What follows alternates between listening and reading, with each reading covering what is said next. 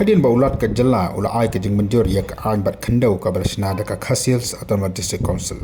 U MLA jo kan hostanyu ba mak menan bersat ula pha ya ka chiti seki pai mak nu kasan ke jo u man pen pa ko jeng sokmen namar baula don benta lani ba ka seng NPP ke dan benta ha ka bathau ya kan ya ka an.